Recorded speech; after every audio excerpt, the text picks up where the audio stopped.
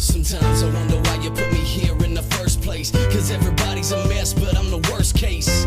And how you purify an impure race is beyond me, but that's eternal grace. Yeah, and it abounds by your love, but my mind just can't get around why it does. It's got me messed up right now just because I was such a wreck when you found me how I was. But anyway, you picked me up out the dust and helped me shake off all that pride, hate, and lust. Now I'm living proof that the enemy is crushed. So I'm praying everybody listen and can feel the rush of your love, of your mercy, of your peace, and your grace. Let it cause them to repent, turn and seek your face. Cause you're the only one who's worthy in this place. So for them to see the light, tell me what's it gonna take. Yeah, I'll get it in, Lord, until the end, Lord. I ain't tryna front, look good or pretend, Lord. Forget the games, no time for the sin, Lord. I'm lifting up your name so you can draw me in, Lord. Just tell me when, Lord, and tell me where, Lord. Send me, I go, yeah, I'm there, Lord. Even if I'm all alone, I don't care, Lord. Cause I know you give me courage when I'm scared, Lord. It's so clear, yet it's still so blurry. But there's peace in my mind telling me, don't worry, what? Quit trying to rush, slow down, don't worry. If the timing's off, it comes out so dirty. Come on, he's so worthy.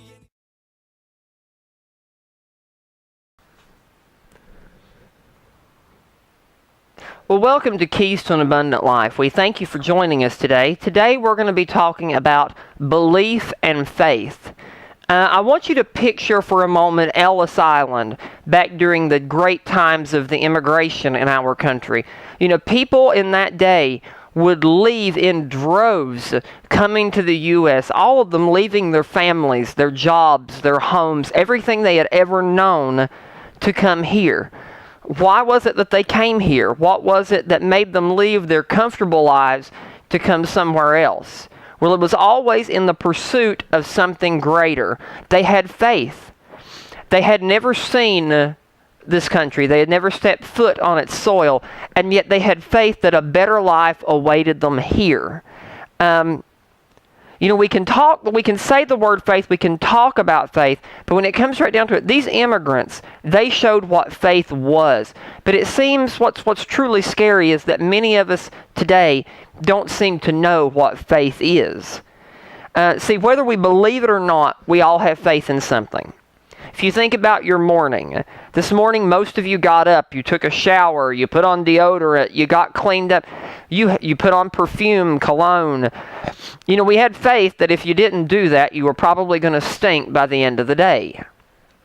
Then when you go to your office or to school, you sat down in your chair. Did you investigate that chair to make sure it would hold up your weight? That the wheels weren't, no, you had faith that when you sat down, it would be able to hold you up. You got in your car and you drove there, or you rode there. You got in the bus if you're a student. You know, you had faith that it was going to be able to get you from point A to point B.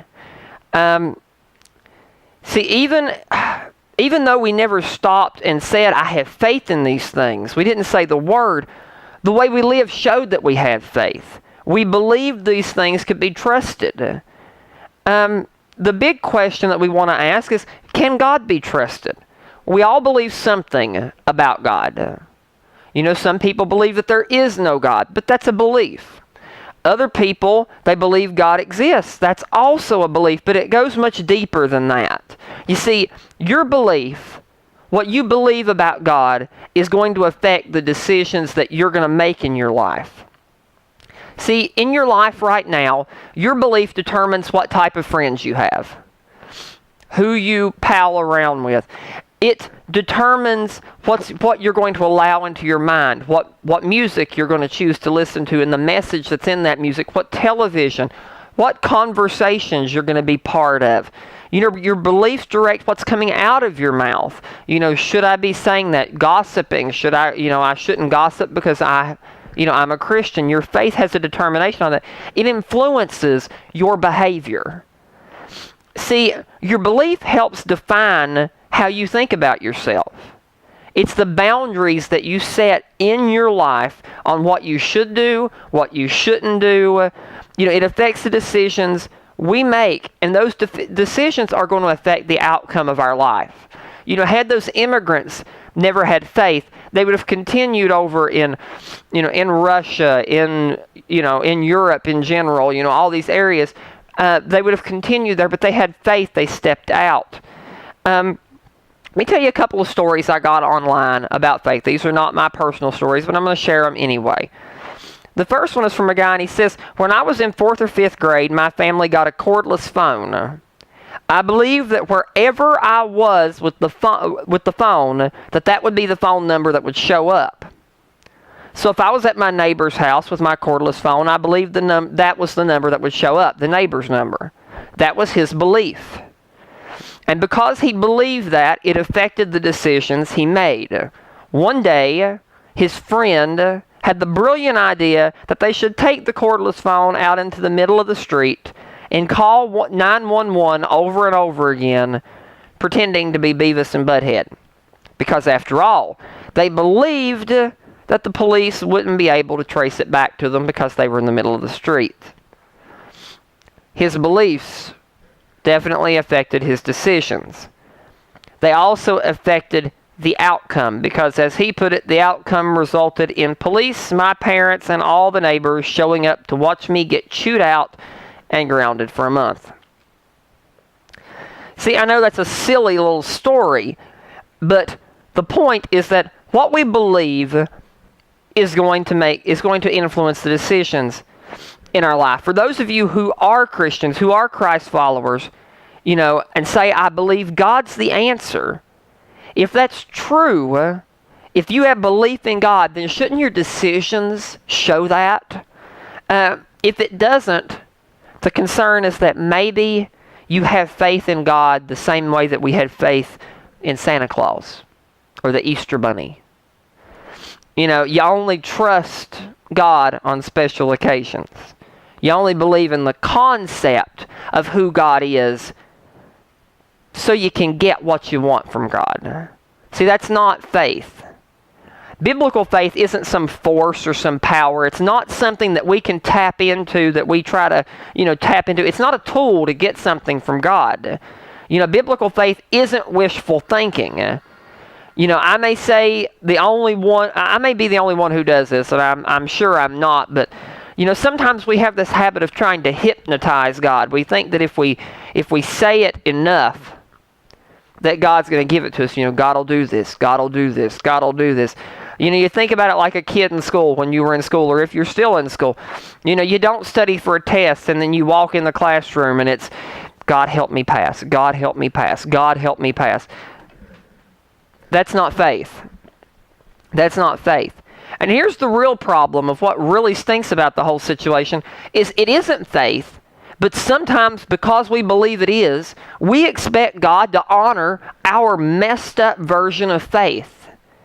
And when God doesn't give us what we asked for, then we immediately think that either there's really something wrong with me, God doesn't love me anymore, or that there's something wrong with God. And then we think, well, if God's not going to work with me, if He's not going to do His part, then I'm not doing my part anymore. You never were doing your part.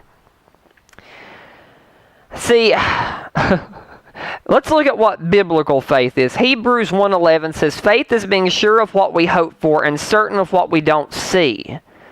Look at it this way.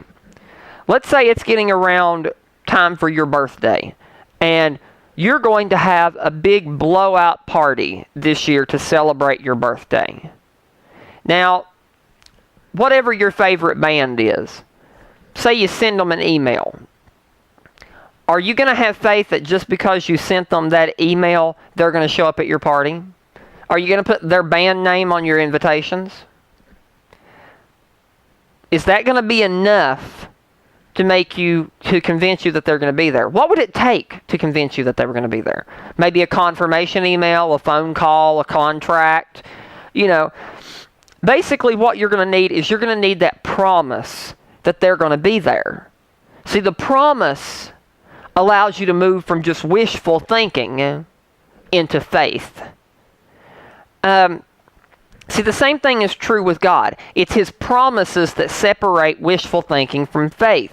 If you look at the life of Abraham, for example, you can see how it plays out. In Genesis 12:1, God says, hey, Abram, let go of everything you know and you cherish and go to a place you've never ever seen before. Take a step of faith and trust me, Abram. See, much like the immigrants who came to the United States, Abraham didn't know where he was going. He didn't know where he was going, where he was headed. It wasn't that he was going to see and then step out. He had to step out first, and then God would let him see. He had to take that step of faith. See, God asked Abraham for one step, but he made Abraham 8 promises in return. In Genesis 12, 1 through 3, we find that God promises, number 1, I will point out the destination. Number 2, I will make you a great nation. Number 3, I will bless you. Number 4, I will make you famous.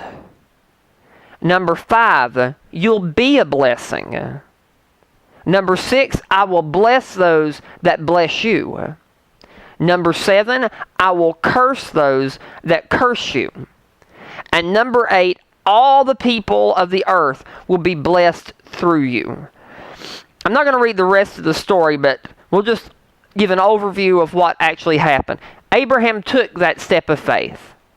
And in return, God fulfilled each and every one of his promises to Abraham. See, here's what we need to understand. God can be trusted. He'll do what he promises to do. The Bible is full of promises that God gave to you and I if we just have faith. You know, God's promises, he says he'll love us. He won't leave us. He knows what's best for our lives, better than even we do. He'll give us mercy. He'll give us grace. He promises to forgive our sins once and for all if we'll just put our faith in him. See, he'll make you, through Jesus Christ, you can be made right with God. Let me go to a scripture really quick here. Proverbs 3, 5 through 6. Let me pop it up here. Proverbs 3, 5 through 6, it says, trust in the Lord with all your heart, and do not depend on your own understanding. Seek his will in all that you do, and he will show you the path to take. See, the Bible is full of men and women who said God can be trusted, that he's going to do what he said he would do, and each and every time God did.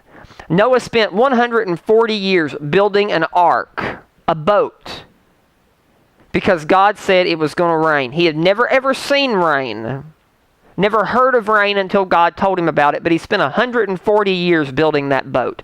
Gideon charged into the enemy camp, and he was totally outnumbered. But he did so because God had promised that he would be victorious over his enemy. Moses went back into the land of Egypt, where he had been, where he could very easily have been sentenced to death for his murder of an Egyptian taskmaster. But he went back into Egypt because God made the promise that he would deliver Israel through him. Joshua marched around Jericho until the walls eventually fell down because God promised him success. See, because they believed that God could be trusted, they took a step of faith. And their belief paid off. It changed the world. It changed our faith. It changed our whole outlook.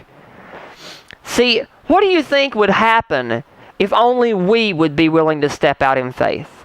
If only we would believe in the promises that God had given us and say, I don't necessarily know, God, where I'm going, but I'm going to step out in faith on what you've given me. I'm going to step out and I'm going to let you show me the direction. What do you think could happen to our world? During those times, the entire world was changed because people took a simple step of faith. If we could do the same and take out a step of faith, perhaps the same could be true for us. See, for all of you who are believers, let go of that old way of doing things your own way. Let go of thinking you can hypnotize God. Let go of the wishful thinking. Get true faith. You know, there's more to life than that Ellis Island. The immigrants arrived at Ellis Island. That was the first step of their faith, but that wasn't their new life. That was their entry into new life. So many Christians have gotten into the faith and they stay on that Ellis Island. They've gotten saved, but they've never moved beyond that. God is telling you, go from Ellis Island, go into the city. He's got more promises for you. He wants you to move out of that first place of that initial faith and move into a great faith that's found in trusting in His promises. And we can't trust in His promises unless we first know His promises. And to know His promises, you have to know His Word. So, for those of you who haven't taken that step of faith, who haven't, went up there to check out this whole concept of God, you're trying to figure out, can God be trusted? Can I trust Him enough to leave this place where I'm already at, to leave my life the way I'm doing it my own way behind? See, it's time for you to get on that boat and start arriving to that destination. God has promises for you. He is never going to leave you. He will never forsake you. He'll be with you even unto the end of the age. He has plans for your life. But He's asking you to take a step of faith, to believe in His promises and step out. That's what true faith is all about. And guys, I want to thank you for joining us on Keys to an Abundant Life. I hope that you have an awesome week. I don't know when I'll be posting another video. I don't really plan these things out. We don't have a regular schedule. We do them whenever we feel like it. I do have a lot of things coming up that we're planning on as well. I'm looking at doing a team video with another person who has worked closely with me in ministry over the years. So that may be coming up shortly. We haven't determined the subject or the date of that yet. But we'll be letting you know more about that. But anyway, thank you for joining us on Keys to an Abundant Life. Have an awesome week, and we'll see you next time.